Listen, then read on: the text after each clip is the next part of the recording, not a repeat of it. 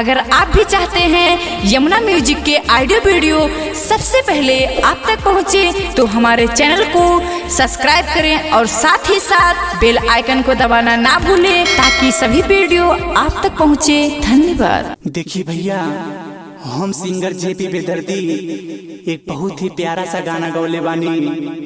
हमारे बड़े भैया जितेंद्र सिंह, क्षेत्र पंचायत आम कोयल ठुकठुकियाँ, थाना लालगंज, जिला बस्ती के समस्त सम्मानित जनता से त कैसे निहोरा करत बाड़े तरुआ लोग सुनिए भैया। एक वोट मांगतानी रउआ से सिर नवा के,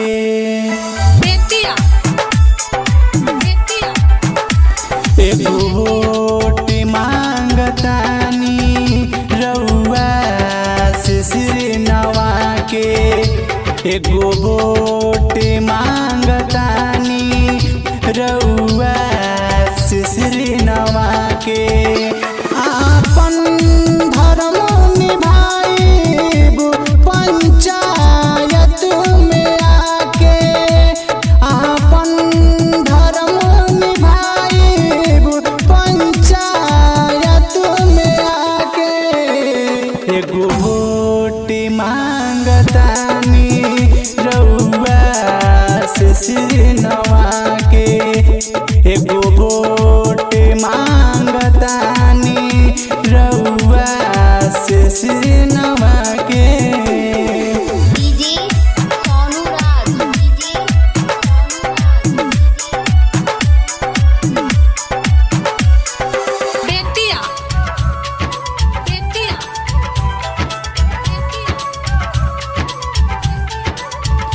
बिजली न रहे कतहूँ जगमग जोर कैनी,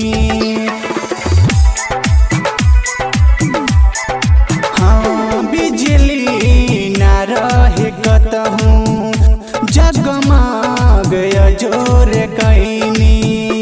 सेवा में रउआ हरदम ई अपन समय बितैनी, सेवा में रउआ हरदम ई अपन समय बितैनी।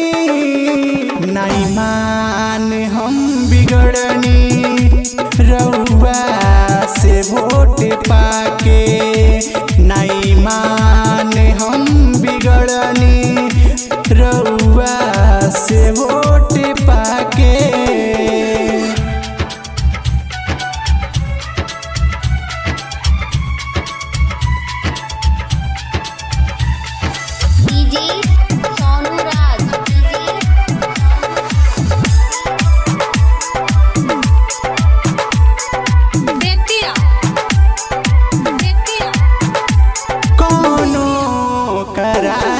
बाकी राखे बना हम उधारी,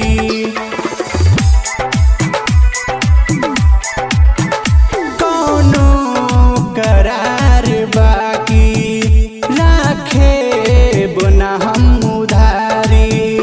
रउआ जान दी है जितेंद्र बारी बारी, रउआ